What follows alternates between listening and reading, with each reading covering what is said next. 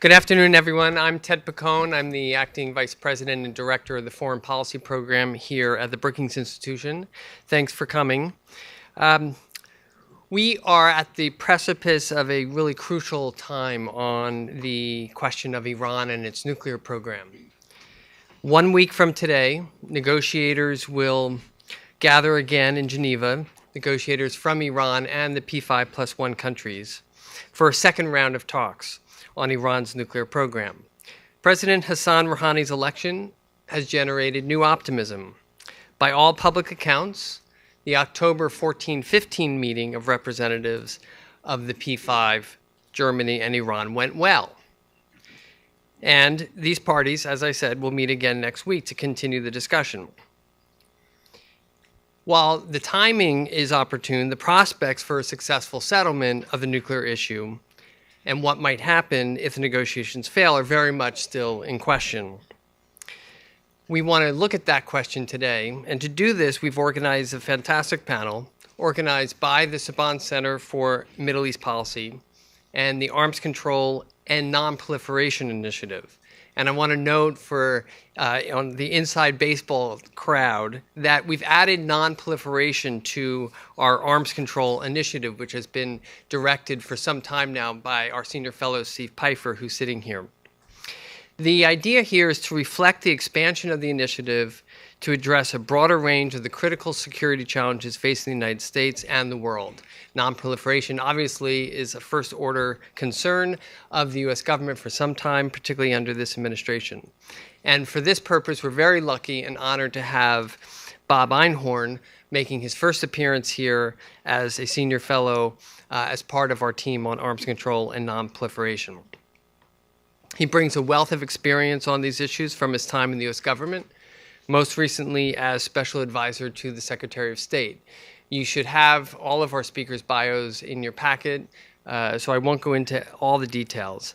But I do want to quickly introduce our three other senior fellows who hold deep insights and experience looking at questions of Iran and the Middle East. Suzanne Maloney is a senior fellow in the Saban Center. She recently authored the Brookings essay, Iran Surprises Itself and the World, which analyzes the new direction that Iran could potentially take under President Rouhani.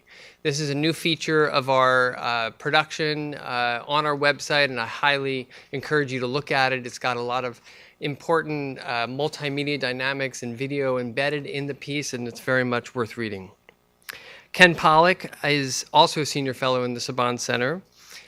Ken has just released a new book called Unthinkable, Iran, the Bomb, and American Strategy, and is in the process of traveling around the country talking to people about why it's important to really take a balanced approach to the questions of Iran and what the United States should do about it. I highly recommend it. And finally, Tamara Kaufman-Wittes is the director of our Saban Center. She will be guiding our discussion today. She is the author of the book Freedom's Unsteady March, America's Role in Building Arab Democracy. She's recently returned to Brookings from the State Department, where she was Deputy Assistant Secretary of State. Welcome again, and I'm sure we'll have an interesting and insightful discussion. Thank you. Tamara. Ted, thank you. If we can make sure that, can you hear us in the back? Great, thank you. And for those of you who are standing in the back, I think there are a few isolated seats. Folks, if you have an empty seat next to you, would you raise your hand, please? So I see at least 3 seats up front here. If any of you brave people want to come down front, you can relax. Okay. Well, thanks very much for joining us this afternoon. We have a lot to cover. And I can't think of 3 colleagues I would rather have on the dais with me to help me address the complex questions surrounding Iran's nuclear program and the challenge of potentially negotiating a resolution to this very long-standing security problem in the region. I want to start by just getting a fix on the state of Iran's nuclear program, because as these negotiations have taken off and gained momentum, we've seen some discussion and debate about just how far along Iran's program is right now, and if they chose to pursue the construction of a nuclear weapon, how long would it take them actually to do that? And for reasons that we'll get into, that's a crucial question in determining the wisdom of any given deal that might be on the table. So, Bob, if I may start with you, there was a report out just a few days ago from a think tank called ISIS, arguing that the Islamic Republic could break out and build a weapon within as little as a month. I would love your thoughts on their analysis, and if you could, do we have time for negotiating a deal with Iran? Well, ISIS is a very reputable organization run by David Albright. His analysis is respected both here and abroad. What he was looking at is not the time to build a weapon, but the time to produce enough highly enriched uranium that would be required for a weapon. It would still take more time to actually fabricate a weapon. But his concern was with the steady improvement of Iran's nuclear program, this timeline could be shortened considerably. To the point where from a decision to acquire nuclear weapons to the point where you had enough highly enriched uranium for one or more nuclear weapons, it could be as little as a month, or even some estimates are weeks. The Iranians are not there yet. Actually, they're at a point where they could make, over the next several months, 6 months or beyond, a real jump in their capability. For example, at their enrichment facility at Fordo, only a quarter of the installed centrifuges are actually enriching. They could begin enriching at the 3/4 that are now idle. They have installed 1,000 much more efficient centrifuges at the facility at Natanz, but they have not yet begun running uranium gas through those centrifuges. They have not produced any enriched uranium there. They could begin doing that. So we're at a kind of, we're on the verge of a period where Iran can make big gains in reducing this breakout timeline. And that's why I think it's important for the P5+1 countries to do what they can to put near-term constraints on that breakout capability. Okay, so when we talk about the time available for negotiation, we have to worry that Iran might use that time to make the surge, the technical surge that you're talking about. And when you say put some near-term constraints on the program, what would do that? What would put more time on the clock? Well, I think the two sides, the P5+1 and Iran, in my view, are converging on a basic framework for the negotiations, and would have two parts. One would be a near-term initial step, a set of confidence-building measures, and the general outlines of a comprehensive long-term arrangement. They would be done at the same time. But the initial step would actually be a series of steps that would halt this progression in the advancement of Iran's nuclear program. And this initial step might last something like 6 months, during which the details of a comprehensive arrangement could be worked out. So if this framework were to be agreed, these two parts, and an initial confidence-building arrangement would be worked out in the next several months, it would be possible to put immediate steps in place to halt this further advancement. So I think there is time, but I think the negotiators have to move pretty quickly to get this initial step in place. And getting the Iranians' agreement on this initial step would also be, wouldn't it, a test of their intentions, whether they are just using the negotiations to play for time while they progress in their program, or whether they're really interested in getting to a final deal. No, absolutely. Obviously, we wouldn't, from a strategic or political point of view, want a situation where we're involved in lengthy negotiations on a comprehensive deal while they're making advancement in their program. So it would be very important for us to constrain further movement in their program. And it would be a test of their intentions, their willingness to put these constraints on. They would be reversible constraints. They would be a pause. So they wouldn't be giving up very much. They would just be, for 6 months, pausing their program. But of course, in exchange for this pause in their program, they would want to see some benefits too. And the benefits they would like to see would be some easing up of the sanctions that are now having a devastating effect on the Iranian economy. Thank you. So, Suzanne, I think that's a great lead-in to turn to you and to look a little bit at the Iranian side and the motivations on their side of the table. Although clearly there's a sense of urgency on the American side, Foreign Minister Zarif at the round of talks in Geneva apparently also expressed urgency on the Iranian side, saying, we don't have a lot of time before our hardliners start to hem us in, seemed to be his message. So can you tell us a little bit about how solid is this new Iranian approach to the negotiation? I think it's quite clear that Hassan Rouhani was elected in June with a mandate to fix the economy and with the clearly articulated, explicit understanding that to do so, he would actually have to tackle the nuclear issue and find some kind of a resolution with the international community to the standoff that has lasted now well over a decade. He has a considerable amount of running room to do that. He was able to put together, I think, a sort of top-flight cabinet, not just Foreign Minister Zarif, who is probably well known to all of you in the audience from his time as the UN permanent representative representing Iran in New York, but also an array of officials at the working level in the foreign ministry and also officials managing the economy who really understand the mandate and the brief.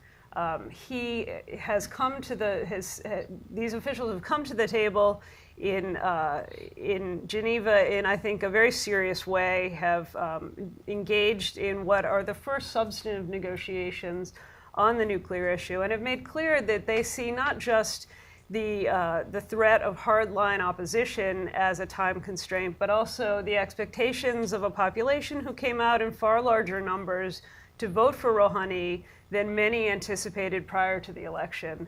They recognize that Iranians are tired and frustrated and would like to see some sort of relief from the pressures. And in fact, many Iranians have articulated the sense that the simple election of Rouhani, some of the overtures that he's made, whether it's the Washington Post op-ed that he penned prior to the UN General Assembly, or his phone conversation with President Obama while in New York, that all of these were political risks, and in effect that Iran ought to be rewarded preemptively with some kind of sanctions relief. I don't think anything like that is on offer, but I think that clearly the Iranians want to make progress quickly. They want to see tangible results and compensation. This has been a sort of clear theme throughout the decade-long nuclear negotiations, that they're not willing to give away something in exchange for nothing. Rouhani himself, the president now, was the nuclear negotiator at the outset of this crisis, and in fact was responsible for negotiating the one significant concession on Iran's nuclear program, suspension of its uranium enrichment, which lasted from 2003 until shortly after the election of Mahmoud Ahmadinejad in 2005. And for the next 8 years, Rouhani was the subject of intense internal criticism, coming from hardliners, but extending all the way up to Iran's ultimate authority, its supreme leader. That criticism is really just beneath the surface.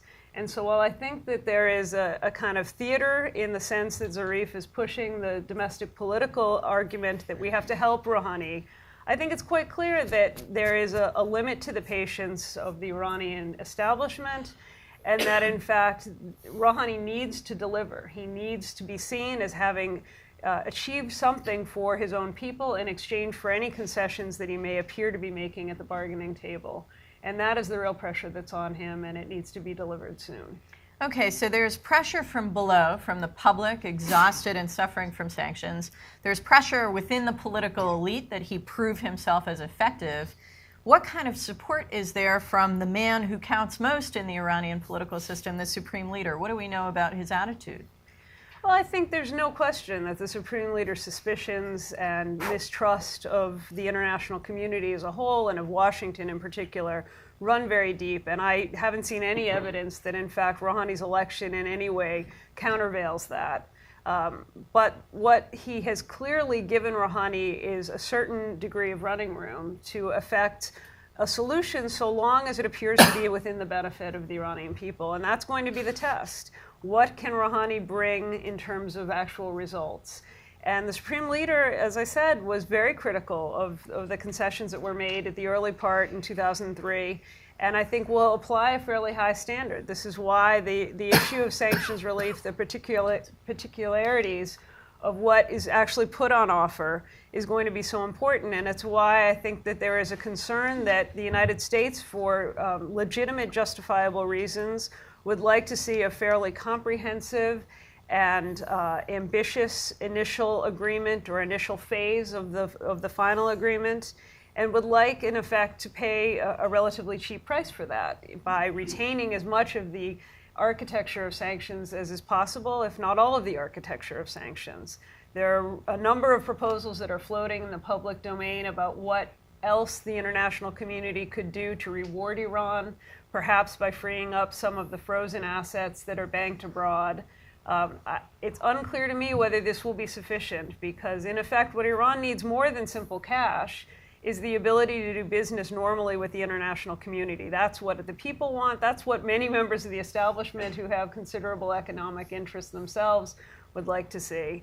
And I think there's going to be the potential for a disconnect between the P5+1, who would like this ambitious initial step, but a relatively modest offer in terms of sanctions relief, and the Iranians who are chomping at the bit to see some money put on the table for everything that they perceive they've already done, much less any new concessions. So what you're saying, if I understand correctly, is that there might be agreement in principle on the sort of two-tier structure that Bob was talking about for an agreement, an interim phase while working on a final deal. But the devil's in the details on what that interim exchange of confidence-building measures looks like. The devil and the angel will be in the details. I think that, as Bob has said, there does appear to be a convergence on the pathway to a resolution, but the specific price, I suspect, remains open for debate. Okay, and here we get to, I think, one of the knottiest components of the multi-layered game that is this negotiation between the P5+1 and Iran, which is sanctions and sanctions relief. And Ken, I want to turn to you as somebody who's spent a lot of time talking to other key actors around the region about their views on Iran. We've heard just in the last couple of weeks, again, since the Geneva talks seemed to kick off a great deal of momentum in this process, some loud objections from Israel at the idea of significant sanctions relief, some real anxieties from Saudi Arabia about the direction these talks are taking and the idea of a broader rapprochement with Iran. So what are the options for the United States and the P5 more broadly, who need all these guys alongside and who have counted on them for sanctions enforcement? How much scope is there to offer meaningful sanctions relief without losing that leverage or burning allies? It's a heck of a question. And of course, there are a lot of different allies out there, all of whom have roles in this. And I could answer that question differently for almost each one of them. But I'll stick with the two that you mentioned, particularly the Israelis and the Saudis, Tammy. And I'm going to reverse the normal order that we do things. So typically, right, we give you the analysis and then we follow that with the recommendations. I'm going to flip that around. And I'm going to give you the recommendations up front, and then I'll unpack the analysis. And I think that the recommendations, the answer to your question of what should the United States do, is a fairly simple one. We should be as transparent with our allies as we possibly can. We need to consult with them, and we need to take into account all of their different concerns and fears as best we can moving forward. And of course, we share some of their concerns and fears, and in many cases, our concerns and fears are really about concerns and fears about what would happen to them as much as it is about things that would happen to us or about other issues that we care about. And I think that is the right answer, it turns out. I think the analysis is somewhat more knotty, though, and I want to unpack that a little bit. And before I do each one in turn, I actually think it's very helpful to think about things in this way. It's something that we have to be thinking about as well, which is that you can't just look at these negotiations in and of themselves. You can't just ask, is this a good deal or a bad deal in isolation from the larger questions that Tammy was alluding to. And one of the most important of those larger questions is, if we don't take whatever deal happens to be on offer, what do we do then? And I think that's a critical issue for both the Israelis and for the Saudis. And I'll start with the Israelis, and I will say that, in a not unsurprising fashion, the Israelis are already thinking along these lines. I find very few Americans who are thinking about that question of what would we be willing to do if we didn't get the deal, and how should that affect our thinking about the deal. I find that a lot of Israelis already are. Now, it's clear the Israelis are very nervous about what's going on here. And I'll be very blunt. We're a think tank, there's no reason not to. The sense that I get from a lot of Israelis, in particular Israelis in this government, is that they still do not trust Barack Obama. Okay? They just don't believe that Barack Obama really feels the relationship with Israel. They think that this is a guy who wants a deal, and they are afraid that he's going to go into those negotiations and he's going to give away the store. Okay? And it just seems to be a very visceral kind of gut reaction on the part of a lot of Israelis. And so they are clearly going to hold back. Now, you all heard Prime Minister Netanyahu's various points out there. They are, in some cases, kind of hair curling. That's what happened to me, right? It's not clear entirely what Bibi is up to. Is this just Bibi playing bad cop so that we can then be the good cop and ensure that we get the best deal possible? And I've had a lot of Israelis say to me that they think that's what's really going on. But by the same token, we've heard private conversations from Bibi Netanyahu, some of which have become public, in which he said, look, the Americans don't get just how dangerous the Iranians are. And he's kind of made it clear that, what he says about not being willing to accept a partial deal really reflects his inner unease with the Iranians. And so it may be that Bibi really would prefer to only have the comprehensive deal and would not be willing or would not want to accept a partial deal. Okay. All that said, the Israelis have to be very careful about how they handle this issue. And they have to be very careful about it for exactly the reason that I started with. But what happens if we don't get the deal?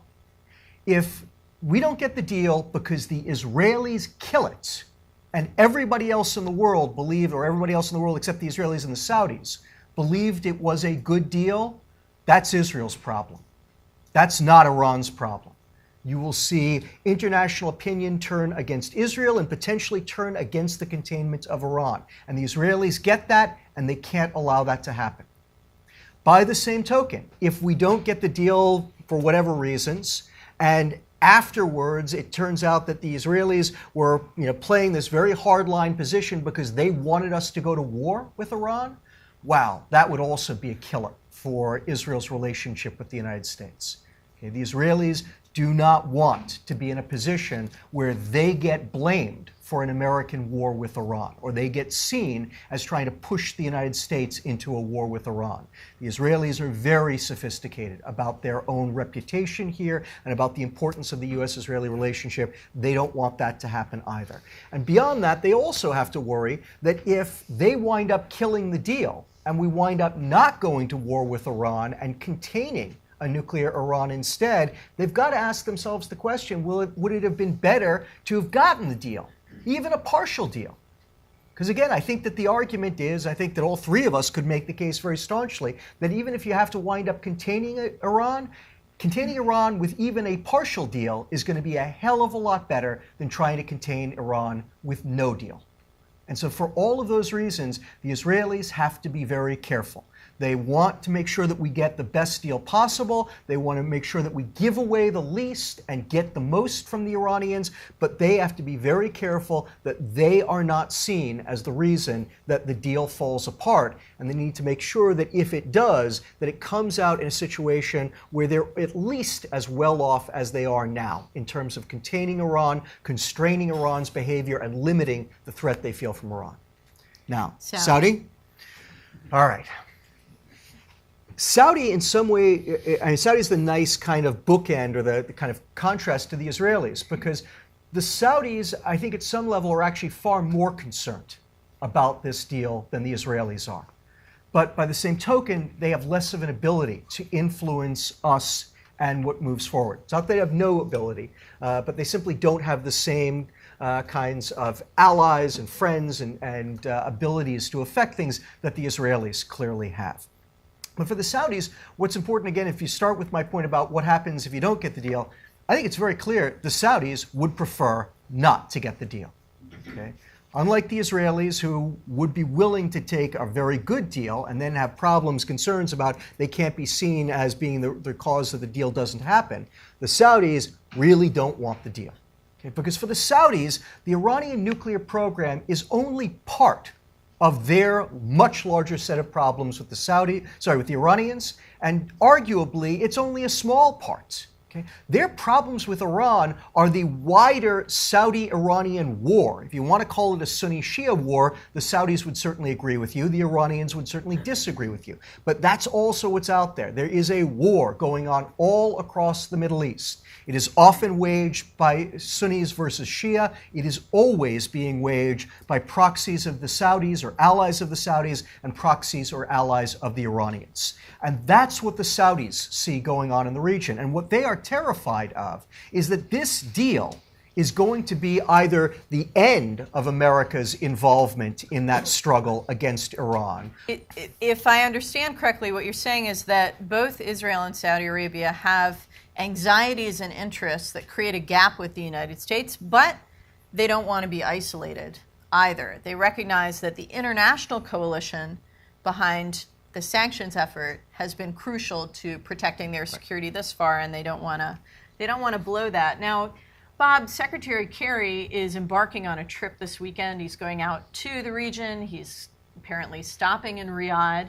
And there's been a bit of a campaign by the U.S. government in the last few days to try and reassure and send some messages about American intentions in these talks. He was speaking to plowshares the other day, and he said, no deal is better than a bad deal.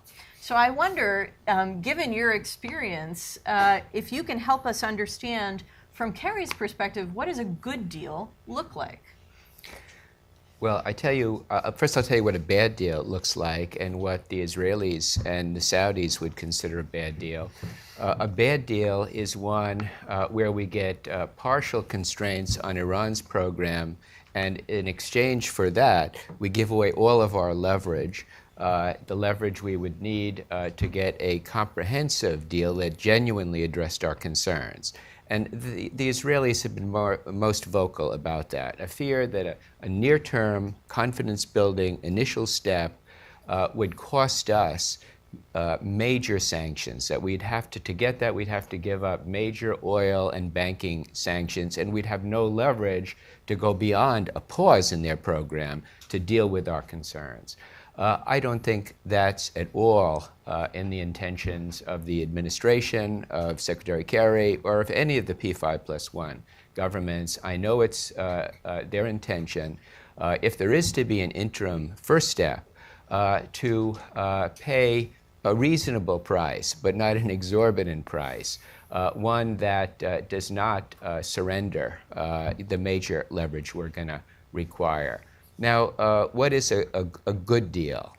Prime Minister Netanyahu has given us his definition of a good deal. It's one that bans enrichment permanently in Iran. It's one that takes all enriched uranium and exports it out of the country, and that dismantles both the enrichment facility at Fordo and the heavy water reactor at Arak. It would be nice if we can get that deal. That would be a great, not a good deal, that would be a great deal. The problem is we're not going to get that deal. It's for reasons that Suzanne could elaborate on. It's just not going to work in the domestic Iranian scene. They have very successfully over the last few years framed this issue as a matter of rights and justice. And they claim to have a right under the Non-Proliferation Treaty to pursue enrichment. And this has become embedded in the Iranian psyche as a question of justice and rights, and of the West and of the United States seeking to deprive them of their rights. And I see no way that they're going to give up enrichment altogether. And they've said that. Just yesterday, a deputy Foreign Minister Araghchi said that we will insist on preserving our enrichment program, but we are prepared to negotiate the dimensions of that program. And I think there could be a good deal, to get back to your question, which allows Iran to have a very limited enrichment program, limited in size, heavily monitored by the International Atomic Energy Agency, that limits their capability to break out, quickly and get a nuclear weapon. I think that is possible. I think that would be an acceptable deal, a good deal. It would protect our interests. It would also have to deal with some of these other, this heavy water reactor in Iraq. It would have to either dismantle it or neutralize it in terms of its breakout potential. We'd have to deal with this underground enrichment facility at Fordo, which I think was designed as a covert program for nuclear weapons production. It makes no sense for Iran's civil nuclear energy program, and so I think it has to either be dismantled or its potential for use in a nuclear weapons program has to be completely neutralized in any agreement. But I think there is the possibility of a good deal that involves a domestic enrichment program. And one has to compare a good deal not against the ideal deal, the perfect deal, the one that Prime Minister Netanyahu would like to call for. One has to compare it against the realistic alternatives. And when you compare it against the alternatives of use of military force to destroy the Iranian nuclear facilities, or if you measure it against the outcomes that would result from an active effort to change the regime in Iran, I think you find that this good deal that I've described is better than the alternatives. Bob, in your experience in the talks as a central negotiator for the United States in the last several years, which sanctions had the most impact on Iran's willingness to deal seriously at the table? Which sanctions got the most leverage for the P5+1? There's no question about this. This was in 2011, and the oil sanctions is a combination of central bank and oil sanctions. Iran derives most of the income for its national budget from oil sales of crude oil. And what happened with these oil sanctions was that the European Union discontinued all purchases of Iranian crude. We, the United States, went around the world encouraging other major purchases of Iranian crude oil to cut way back. And many of them went to zero. China, India, South Korea, Japan, Turkey, South Africa cut way, way back. The result of these cutbacks in purchases meant a drop in oil revenues for Iran of well over 50%. And in a government that depends so heavily on oil revenues for their national budget, this was devastating. But there are the financial sanctions had an impact. No reputable international bank will deal with Iran, which has had a devastating impact on the rial and their currency, on their ability to import, on key manufacturing sectors like the auto industry, which has suffered a 40% reduction in production. So all of this taken together has been devastating. But I think the oil sanction was the most telling. Okay, now, Suzanne, going back to what you were saying earlier about the public pressure and what the Iranian public is looking for when they judge the effectiveness of their president in this new approach. The oil sanctions have a crucial effect on the Iranian government and its revenues. But it seems like the banking sanctions are the ones that get to the point you were making, that people want to be able to do business with the outside world. How would you evaluate those two sets of sanctions? Well, I think there's been a cumulative effect over at least 6 or 7 years since this strategy of slowly severing Iran's connections to the international financial system has been implemented by the United States. it has been incredibly and very subtly powerful in the sense that I think the Iranians didn't appreciate how successful it would be. They anticipated throughout the discussion of the possibility of central bank sanctions, for example, that the United States and other international players would be constrained in their implementation of the sanctions precisely because of the fear of removing Iran's exports from energy markets.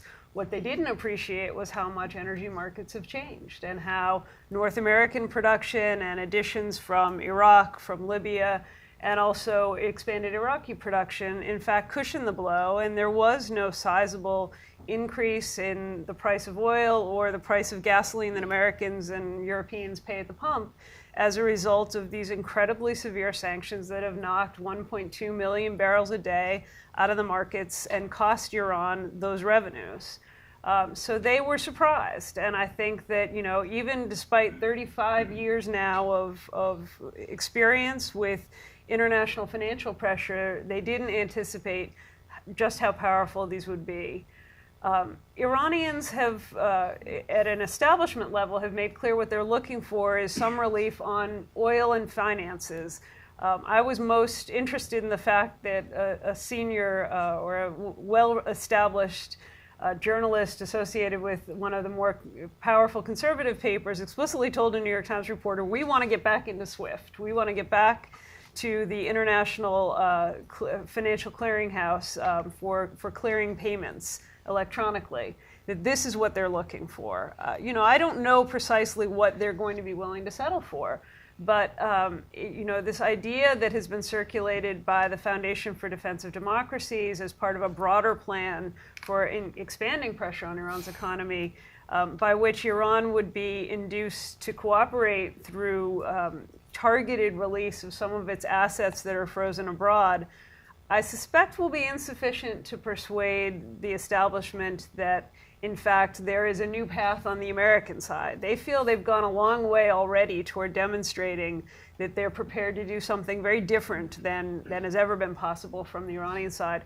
They still really don't believe, and there still is a real deep distrust that President Obama is capable of providing real sanctions relief, that the US Congress will go along, that other influential actors internationally will go along.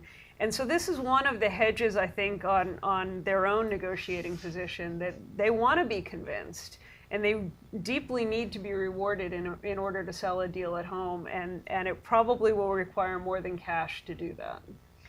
Okay, and you know, all of you have discussed the importance of the international cooperation behind the sanctions effort in really having impact. Now, part of the discussion over the last couple of weeks has been a bill passed by the House over the summer, now under consideration in the Senate, to add unilateral financial sanctions. And those supporting this effort say, well, sanctions have worked so far. Why not turn the screw further and put more pressure on Iran, and that will bring them to an even more moderate position in the negotiations. Ken, can you walk us through the politics here? Well, I wish we had Tom Mann up here, but in lieu of Tom or Bill Galston, I will try as best I can. First off, let's start a little bit with the substance, which is, there is this unmistakable point that Tammy alluded to, that Suzanne was commenting on and Bob before that, which is that sanctions are what got us here. That ultimately what really seems to have brought the Iranians around, and I think contributed to Rouhani's victory in Iran back in June, has been the impact of the sanctions, and the desire of the Iranians to have those lifted has brought them back to the table with a newfound seriousness. Okay? And that's unmistakable. But Tammy, as you pointed out, there are different theories about what to do now, about what role the sanctions ought to play in these negotiations. And a lot of this depends on how you think that the Iranians will respond to the sanctions. And as always, we have to be very careful about that, because at the end of the day, we don't know how the Iranians are going to respond to new sanctions. I think there's an argument to be made. I think it's a very well-founded argument that if the United States were to pass new sanctions against Iran in the midst of these negotiations, that it would look very much like an affront to Rouhani, that the United States was simply trying to be gratuitous, that this would play into the hands of the hardliners who would use it to undercut Rouhani as a way of saying, look, the Americans clearly aren't interested in doing a deal. They just want to squeeze us till the peps squeak. And that's ultimately what this is all about. And you're clearly not delivering. Because far from actually being able to show the progress that Suzanne was talking about, the Americans are going in the opposite direction, even as you negotiate with them. So the softer version of that argument is not that the Americans are determined to squeeze us till we scream, but Obama can't control his own Congress, and so he's not going to be able to deliver on a deal. I think that's also part of what's going on there, but I think my guess is that Zarif and Rouhani would probably draw that conclusion. My sense of the hardliners is that they're often not quite so nuanced about these things. But the bottom line is the same, ultimately. There's another argument out there to be made that, as you point out, that it will only help. That a whole bunch of sanctions got us to a point, and more can only be better. That it'll make the Iranians more willing to compromise, that it'll force greater concessions, that maybe we get the deal that Bibi would like, that Bob pointed out would be the great deal. And maybe that's how you get the Iranians to that perspective. I think there's another argument to be made that it simply has no effect whatsoever. That we pass sanctions now, and the hardliners are where they are, and they continue to bellyache, and Rouhani continues to say, look, that has nothing to do with what's going on, I need time, and maybe the Supreme Leader says, yeah, I agreed to give you time, let's see what the deal looks like. If we get the sanctions repealed, we can get the new sanctions repealed as well. At the end of the day, we don't know the answer. My argument has been consistently, why bother? Why find out? The sanctions have gotten us, this degree of sanctions has gotten us exactly what we wanted, right? It has gotten the Iranians to the table, negotiating in a serious fashion in a way they never have before. Now, it may be that this degree of seriousness, this degree of sanctions won't be enough to push us over that final goal line. And if that's the case, maybe it would require additional sanctions in the future to bring about greater Iranian seriousness than they've shown even so far.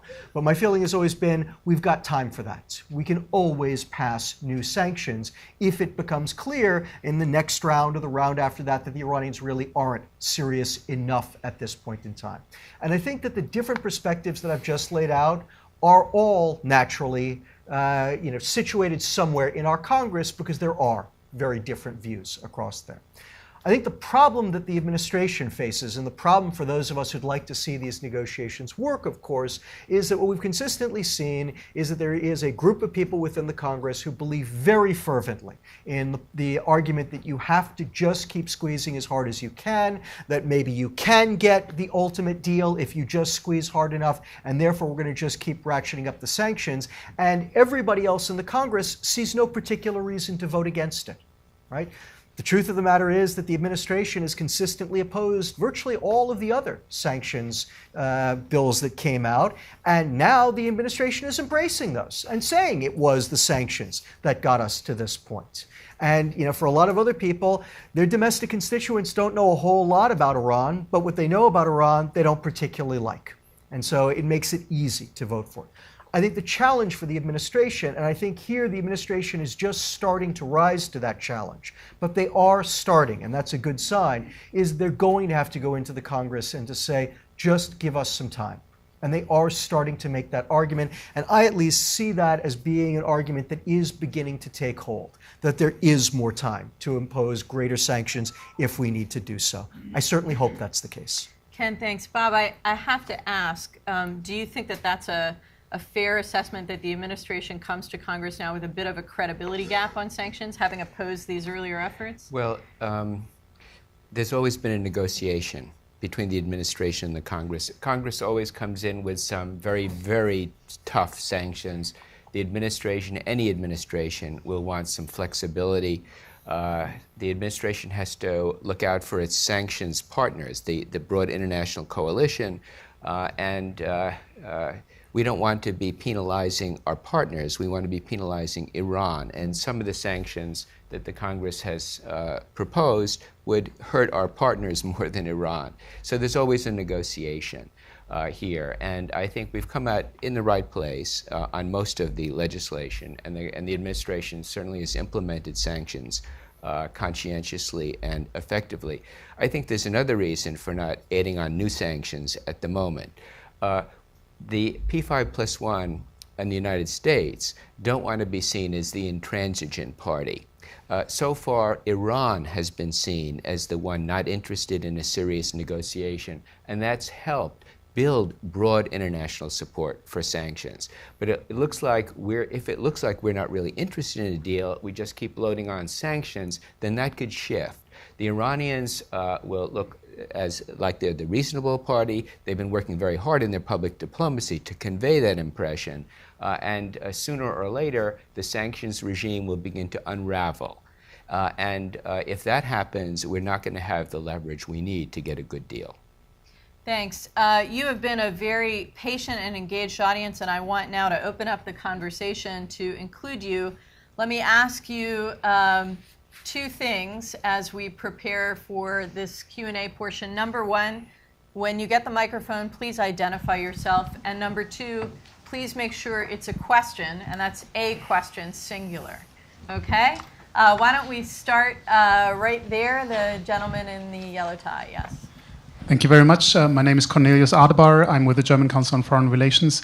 Rationality tells us that a deal would be the best outcome of this, of course. But forgive me for saying, when I hear you talk, one could get the impression that we, the P5+1, now might want a deal more than Iran wants. So I'm asking you for an assessment. Who wants the deal more now in this particular situation? And who would be worse off if there would be no deal? Thank you. Okay. Who wants to take that on? I'll start, but I know both Bob and Ken will have more to say on this than I could possibly do. I think we may be at a point approaching some parity.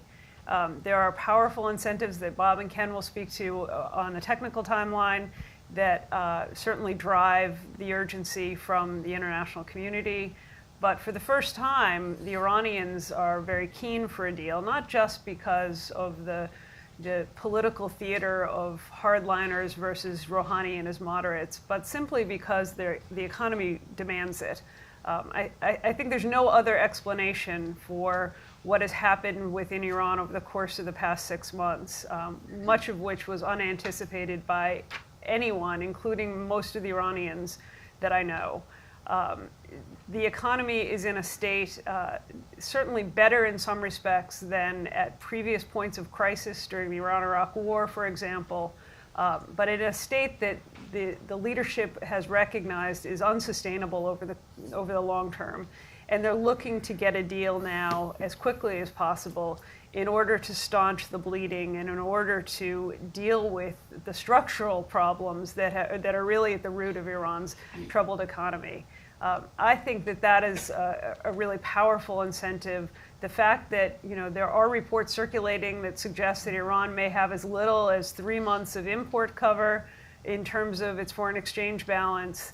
I think that may be overly dire, but it is quite true that there is a genuine financial crunch because of the inability to be paid in transferable foreign exchange for the continuing exports of its oil, and as a result of the vast reduction by at least 50% in the exports that it is able to maintain. So this is an enormous impetus for the Iranian side, and I'll leave it to my colleagues to talk about the international side. I think one of the unique features of the current situation is the symmetry of incentives by both sides. In the past, often one side or the other had greater need to come to the negotiating table and reach an agreement. I think at the moment, both sides are interested, and that's why this is a real opportunity. Suzanne mentioned some of the economic drivers on the Iranian side. On P5+1 and the U.S. side, as I mentioned before, I think we're at the verge of a leap forward in Iran's nuclear breakout capability. And I think we have a big incentive to try to halt their movement toward the breakout threshold. I'll make 2 quick points. First, just to piggyback off of Bob's point, it's been the history of U.S.-Iranian relations that at different points in time, one country was interested in some kind of rapprochement, some kind of a deal, and consistently the other wasn't. And I think this is perhaps the first moment in that 34-year history where both of us are now interested. It would be such a tragedy to miss that opportunity, although I fully recognize we may well miss it. And we may well miss it because while both sides are desirous, we may not be able to finally cross that last gap between us. But the other point that I'd make is that, right now, I actually think, Cornelius, you're right, that in this room, and certainly on this dais, we're very enthusiastic about it, and I think that's also true for the administration. But I think generally the U.S. government is actually less desirous in the short term. Right now, the current American situation, I think many Americans feel is perfectly sustainable. The Iranians are under a lot of pressure, us less so. We got a lot of problems in the Middle East, the Iranians not so much at the moment. But what I would argue is that it will change very quickly. And that over the long term, we really do need this. For the point that Bob made, I too am very concerned that sanctions are unsustainable at this level for the long term because of where Iran will go, because of what could happen internally in Iran if Rouhani is not rewarded for his efforts. If the hardliners are able to say, you made this big opening to the Americans and the Americans turned around and screwed you. And for a half dozen other reasons, I think over the long term, we have an amazing opportunity. It behooves us to try as best we can to take advantage of it. Thank you. Let's take 2 questions here in the front. Yes, sir, in the second row, and then Gary Mitchell in the front row. Hi, Judd Harriet, documentary filmmaker. My question concerns what happens if we don't get a deal. Iran is a poor country. If it has a bomb, it'll be a poor country with a bomb. Now, if it fails and the power shifts to the hardliners and Iran makes a sprint to the nuclear finish line, gets a bomb, how is that really going to change the nexus of power in the Middle East? Thank you. And if you could just hand the microphone to the gentleman right in front of you. Oh, Gary. Thanks. I'm Garrett Mitchell, and I write the Mitchell Report. And I've got 3 questions, but first a long statement that I'd like to make.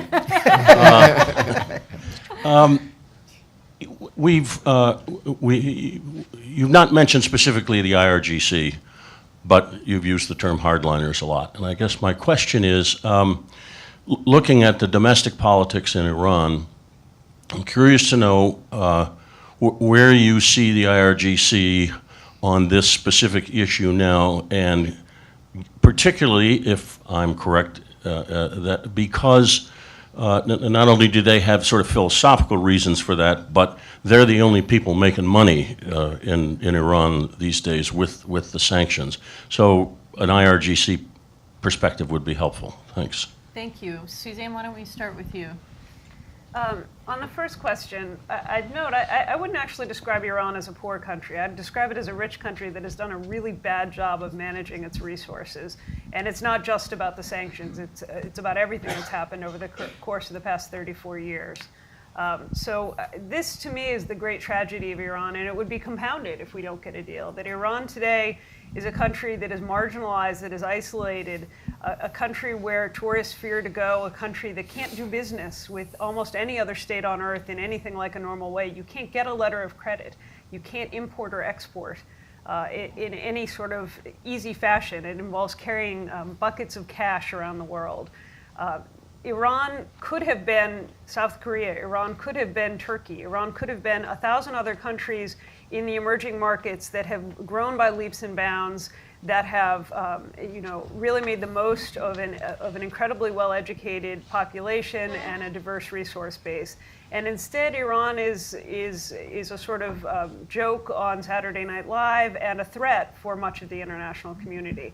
I hope that a deal will begin the process of rehabilitating Iran. It is certainly not the end to our problems with the policies and behavior of the Iranian government, but I think it would provide a major opening for all of the other issues that we need to deal with Iran with respect to, and I think it would enable the Iranian people to begin to benefit and begin to take advantage of all that the world has to offer.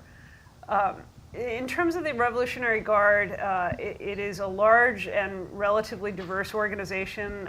It has become, I think, code in Washington for hardliners. There are certainly hardliners at the helm of the Revolutionary Guard. There are certainly many who have benefited economically as a result of the isolation and closure of Iran to most reputable foreign investors.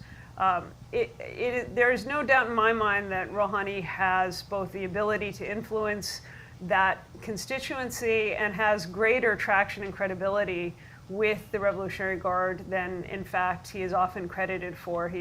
They're perceived to be an inherent enemy, and I think that's not, in fact, the case. But obviously, there are many constituencies within Iran who are both mistrustful about the possibilities of a deal and are disinterested in seeing any sort of rapprochement or change in the current situation. And he's got a lot of enemies to deal with as he tries to push forward what would be a consequential change. That has been the case at all prior periods of change within Iran. And in each previous case, whether it was President Rafsanjani, President Khatami, or even President Ahmadinejad, who was in his own way revolutionary, the presidents lost and the establishment won, the hardliners won. It's not clear to me, if Rouhani can win, but I think he is better positioned to do so because he effectively leads a national unity government, one with broader support at both the popular and the elite level than any prior Iranian government. Thank you, Bob. I want to come to you in just a minute to talk about how, as a policymaker, you work for negotiating success while planning for failure, because I think that's always a dilemma. But Ken, I wonder if you can just address the question about how would a nuclear Iran change the balance of power in the Middle East? There are a lot of people who say, well, it's not an existential threat to the United States, but does that mean it wouldn't have an impact on power relations in the region? Of course it would. And Judd, my first answer to you is, boy, have I got a book for you. It's called Unthinkable, Iran, the Bomb, and American Treasury. That is what the entire book is about, and also about how that then should affect our thinking about this deal. But you're asking exactly the right question. And what I do in the book is to go through and ask exactly that question. What would it mean? How would it change things? And I think there's no question it would change the dynamics in the Middle East. And it's hard to get away from the conclusion that it would make things worse. The question is really, by how much? Okay? By how much, and by how much could we mitigate it? And that's what I really try to talk about in the book, because it's not clear-cut. And there are different ways to think about it. My own answer is not by enough to make it worth going to war to prevent it, but enough to make it worth going the extra mile to try to get the deal to prevent it. Thank you. So, Bob, how do we do this? Well, when if success in negotiations is plan A, you always have to be thinking about plan B, failure of negotiations. And the administration has been doing that, looking at the prospect of Iran moving down the track toward a nuclear weapons capability. What would you do to prepare for that? Well, you'd want to strengthen U.S. capabilities in the region. You'd want to strengthen your defense cooperation with your partners in the region. But it turns out that, so this would happen if you fail in the negotiations. But it turns out it also provides an incentive to Iran to negotiate seriously, because if one of their objectives is to exercise much greater influence in their region, and they see that their actions are provoking counteractions and strengthening the defense capabilities of their neighbors, then this will give them additional incentive to negotiate. So you're looking at plan A and plan B at the same time, and they in a way reinforce each other. Fascinating. Okay, additional questions. I see a hand in the back on this side. Yes, right there. Thank you. Dean Rust, retired State Department. Mr. Einhorn mentioned the possibility of a jump in capabilities that the Iranians could achieve over the next 6 months. We've talked about a possible only 1 month notification before a breakout. If we reach that point and negotiations have not yet been successful, what are going to be the pressures for the president to turn to the military option, and the Israelis for that matter too? Because while Mr. Pollack says he doesn't think the Israelis want to drag the United States into a war, they certainly have created the impression that they're prepared to if they conclude that negotiations have not been successful and Iran has reached a point where it can easily and quickly acquire a weapon. Right, so how do we know when to declare failure and give up? Let me address Dean's point. It's true that if there's not progress in negotiations, these steps could be taken by Iran to shorten the breakout capability. But my impression is that the administration's final deal will want to roll back significantly that capability. So it's not as if they make some progress and you have to accept that as your baseline.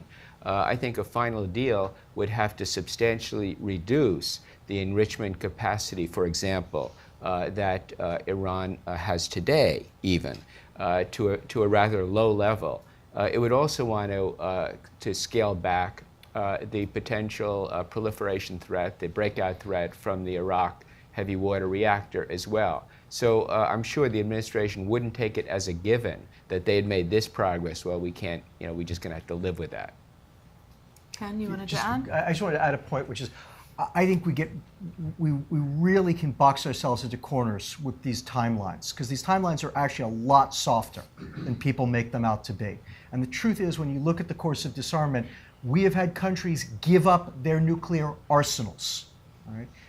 Whether Iran would or not is a different question, but certainly it is the case that until Iran weaponizes, until Iran tests a nuclear weapon, my feeling is as long as the negotiations are making progress, you keep them going. But for me, the issue of when do you declare that the process is dead, when the negotiations die, not based on what the Iranians are doing on their technical side.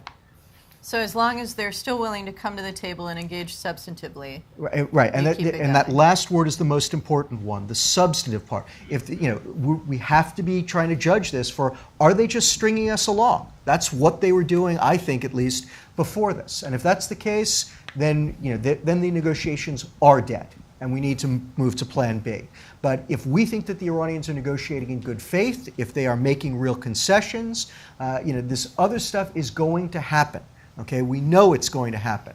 And we all haven't talked about, the Iranians are also actually doing things to try to demonstrate their desire not to cross our red lines, not to cross the Israeli red lines. That's also important, and that's another sign of how serious they are about this. So I think that we have to keep focused on, are the negotiations making real progress, and less about exactly how far along are they, and are they a day away, or a week away, or a month away, or a year away.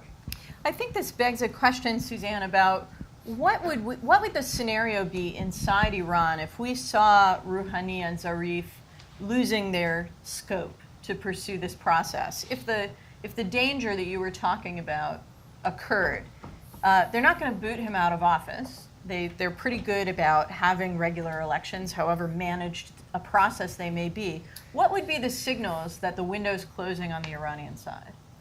I think the signals would probably be things that we've seen before. First, you'd have negotiators coming to the table unwilling to talk about the nuclear issue at all, which, as I understand it, just from press reports, is what happened during the Ahmadinejad era. If you saw a sea change in the way that the Iranians approached the talks, if they were unwilling to send the required technical experts, what you'd see domestically is not just stepped-up criticism, but real hardline harassment, the sort of thing that you saw during the early years and, frankly, throughout the Khatami presidency, where ministers, when they went out on the street, were physically harassed, where institutions associated with the presidency were either shuttered or in some way prevented from operating, where there were efforts taken at every step to kind of close options for the president, the office, and the institution itself. I don't think we see anything like that to date. What we see is, some critiques coming from the anticipated places, the hardline media, and some within the military establishment. But they have been relatively, I would say, not hard-hitting. Precisely as an indicator, I think that Rouhani himself has been clearly invested with this authority, and that Iranians, broadly speaking, are hopeful that in fact the deal can be done. Thanks. Anything to add? Okay. Yes, in the center on that side, yes. Hi, my name is Melissa. I'm with the Project on Middle East Democracy. My question is in regards to human rights in Iran. I was wondering what role you think a nuclear deal would have on Rouhani's ability to implement domestic reform and address the human rights issue. Interesting question. Suzanne? Melissa, thanks for asking the question because, the one positive element of Rouhani's election was that for a few moments we actually got to talk about Iranian domestic politics in a way that didn't always invoke the words nuclear and war. And as you know, and as many others here in the room know, there are a wide variety of issues that concern the Iranian people, about their own government that go well beyond the nuclear issue. And those are issues that also concern the international community and the US government as well. There is, of course, a trade-off to be had. There are some who argue that a nuclear deal would, in fact, empower and re-legitimize a government that has effectively lost legitimacy over the course of the past 34 years. And that we need to hold any deal to the highest standard for that reason and because of the implications on the domestic environment in Iran. I think the fact that you've seen political prisoners signing letters advocating for a reduction in sanctions, the fact that you see reformists reluctantly at first supporting Rouhani and his efforts first to be elected and now to negotiate a deal, suggests that Iranians, by and large, understand that if the security environment improves, if Iran no longer perceives itself to be under imminent threat from the international community, if in fact Iranians can come and go more regularly in their international travel and their international business, that the domestic environment will improve, that human rights treatment will improve, and that Rouhani will have a freer hand, in fact, perhaps to make good on some of the implicit promises of his election, including some measures to deal with the case against the two candidates from the 2009 election, Mehdi Karoubi and Mir Hossein Mousavi, an issue that still, I think, ranks very high among Iranians, as well as the question of the status of many other political prisoners. I think it's important to remember, as many here know, Rouhani himself is not a reformist. He's a moderate, really a conservative in his heart. And he will need to face continuing pressure from the Iranian people if we're going to see progress on these issues. So long as the focus of the international community's concerns remains on the nuclear crisis, we don't have as much time and bandwidth to spend on human rights issues. And I think for all these reasons, it would be a really positive dimension if, in fact, there's a nuclear deal for spending more time on the issues that concern ordinary Iranians. Thank you. Up front here, why don't we take the third row and the second row in turn. Thank you very much. Benjamin Tour, retired diplomat. How does the panel interpret the contacts between Israel and the IAEA? I think Israeli President Shimon Peres met with the IAEA outside Israel, and Director General Amano of the IAEA has been to Israel. These contacts seem to be intensifying, and do you know anything of the content? Thank you. Thank you. And then in the next row, yeah. Yes, Hugh Haskell from the Institute for Energy and Environmental Research. We've been talking, and I think most of the conversations I've heard on this subject about Iranian enrichment assumes that once they get the enriched uranium, then they'll go about building a bomb. But those don't happen to they just don't have to happen in serial. They can happen as parallel. I wonder if anybody would like to comment on whether they're actually doing any kind of parallel engineering. Thank you. Well, Bob, you were just in Israel, so do you have any insight on this question of Israel and the IAEA? Was it Israel in the IAEA or Iran in the IAEA? Well, Israel. Yeah. But I'd be interested in the Israelis have been somewhat wary of the IAEA because the IAEA does inspections of nuclear facilities, and whereas the IAEA has access to a safeguarded facility in Israel, the Sorek reactor, it hasn't had access to Dimona, where Israel is suspected of having produced plutonium for its nuclear weapons. So there's been a kind of arm's length relationship between Israel and the IAEA, and that will remain the case for a while. On Iran and the IAEA, the Director General of the IAEA, who is actually in Washington today, Amano. Yeah, right. I was asking about Iran and Israel. The relationship between Iran and Israel. Oh, yeah. I mean, well, of course, you know, I don't have to say very much. I'm sure everyone in the audience knows that that's a very wary relationship, a very distrustful relationship. It wasn't always that way. You know, over 34 years ago, it wasn't always that way, but it is now. No, I was just going to comment on what Amano is doing with the Iranians. And you know, the IAEA Director General believes that Iran previously engaged in nuclear weapons-related activities in the past, issued a report with all kinds of evidence of that, and has been trying to investigate in Iran to get to the bottom of these concerns. And Iran and the IAEA have had 11 rounds of discussions, have gotten nowhere until apparently this week. There was another round earlier this week in which they say there was very productive discussions.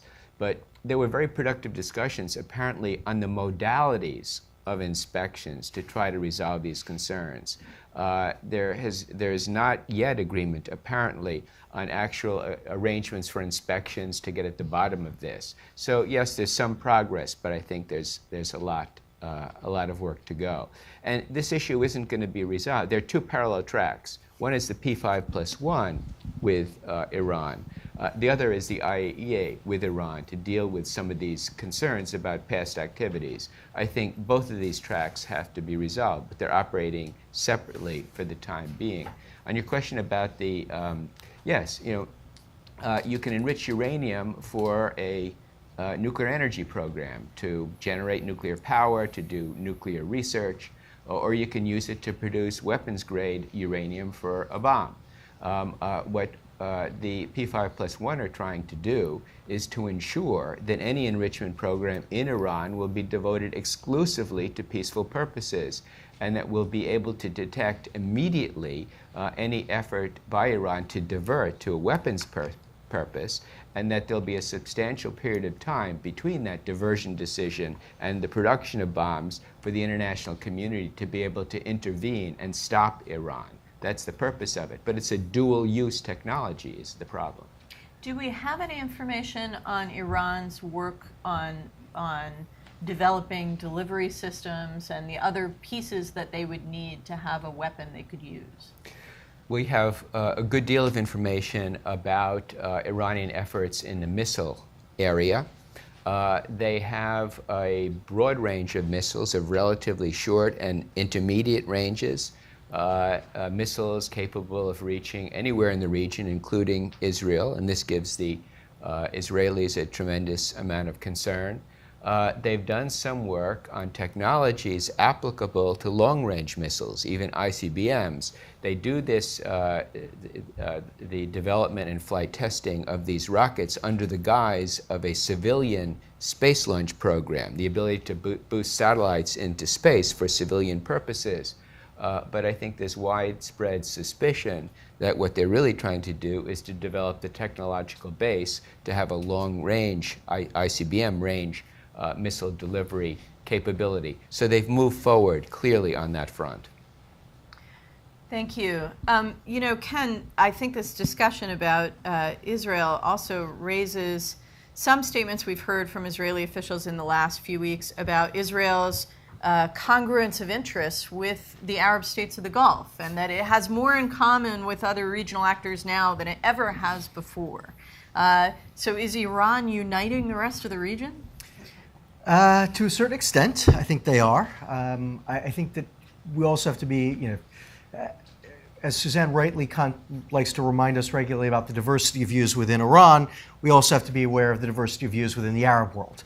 And I think when the Israelis talk about their new friends in the Arab world, what they're really talking about in particular are the conservative regimes of the Arab world. You know, Israel has continuing issues out there with a whole variety of countries, but you know, the fact of the matter is the Saudis, the Gulf states, obviously the Jordanians, and the Jordanians have had wonderful relations with the Israelis for a very long time, but they are finding a new congruence of interest with the Israelis, both in terms of Iran and also with the wider instability in the region, both of which both groups see as threatening to them. And of course, in many cases, they see it as part and parcel of the same thing, with many of the Gulf states blaming a lot of the instability on what the Iranians are up to. And I think that you are seeing a lot of tacit cooperation between the Israelis and the Saudis. And there are Israelis who like to, I will say, tease us that they now speak to the Gulf states more frequently and more freely than we do. And they may not be wrong about that either, because there certainly have been some real tensions between us and the Gulf states, and obviously with us and Israel as well. That said, I think it would be a mistake for the Israelis to believe that they have a newfound strategic relationship with the Arab states. There is a congruence of interests. It is unclear how durable that is, and we should never forget that Saudi King Abdullah, who is vehemently opposed to whatever the Iranians are doing anywhere in the region, is also just as vehemently in favor of a Palestinian-Israeli peace deal and wants that to happen too. And so I think the Israelis would be wrong to think that this newfound congruence of interests on Iran and the wider instability is going to give them a pass on all of the other issues that have divided them in the past. Thank you. All right, I think we have time for another one or two questions, and I see one right there at the halfway mark, and then one in the second row here, so we'll take those two. Hi, my name is Shahid Qureshi. I'm a Middle East student at Johns Hopkins University's Advanced International Studies program. I was at a panel recently with the Council of Foreign Relations members, and they were discussing how Iran can't be that well trusted in negotiations because the identity of the Islamic Republic is based on the Great Satan in the first place, and how because of that we can't trust the negotiations. How would you guys are more hopeful than that panel was? How would you counter argue their point? Okay, and right here in the second row. Paulina Ijevic, ISIS. I apologize in advance for the overly simplistic approach to this, but what do you see as a possible red lines for both of the sides? What would make them walk away from the negotiating table? Okay, great. The reason that you saw us giggle up here is I think we have to be, for the sake of transparency, the Council on Foreign Relations expert on that panel was Ray Tacky, who just happens to be Suzanne Maloney's spouse. So they're both Iran experts, but that doesn't mean they always agree. Stephen Cook and somebody else. Okay. In any event, why don't we start with the ISIS question on red lines, which I think is a really good question. What would cause the U.S. or the P5+1 to give up and walk away from the table? And same thing on the Iranian side. I think it would cause, I don't know about all the P5+1, but it would cause the U.S. to basically say we've failed if Iran insisted on an unfettered capability to produce, enriched uranium or to run its reactor at Arak, which is capable of producing plutonium. If they're not prepared to accept very rigorous constraints on those programs, I think the U.S. would consider it a failure. From the Iranian perspective, I think if the P5+1 insisted on some of these maximalist demands, dismantling of these big facilities, totally abandoning their enrichment program, exporting every gram of enriched uranium out of the country, I think they would consider that to be a failure. Thank you. And on the question of can the Iranians be trusted? Yeah, I don't know precisely who might have said that. But, look, there are plenty of reasons for mistrust on both sides. And I think you heard the U.S. lead negotiator, Undersecretary of State Wendy Sherman, make reference to this when she testified before Congress a few weeks ago and said something about deception being in the Iranians' DNA, a statement that has been thrown back by a number of conservative publications in Iran as evidence that the United States is incapable of negotiating in good faith. I think what we have is a trust gap that runs very deep on both sides and has a certain degree of justification from the perceptions of all players on both sides. You don't have to be a hardliner in Iran to believe that Iran has been mistreated by the international community and that this regime is the focus of efforts of subversion by the American government in particular. That is a widely shared perception. And in Washington, you don't have to be the Undersecretary of State to believe that, in fact, Iran has not played it straight at the negotiating table on the nuclear issue or on any number of other issues over the course of the past 34 years.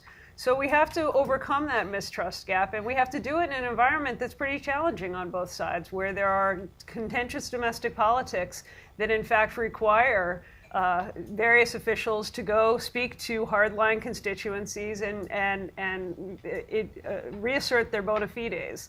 That is going to be a really difficult challenge to overcome, particularly with a short time frame. I think it's viable. I think it's doable, and in that I would point to the successful negotiations to the end of the hostage crisis, the 1981 Algiers Accord, which took place in at least as fiercely contentious an environment domestically in both countries, and with a probably even greater degree of bilateral animosity. It took a lot of time. There were a lot of misfires along the way. But I think that we may have approached similar conditions today as we did in late 1980, where both sides really want and need a deal, and both sides are prepared, in fact, to make the concessions that are required to get it. Will remain to be seen, but I don't believe that mistrust is a rationale for not pursuing the talks. Okay, thank you. Any parting shots from our panel? Well, I want to thank you all for your excellent questions. Thank you for coming, for your attention, and stay tuned.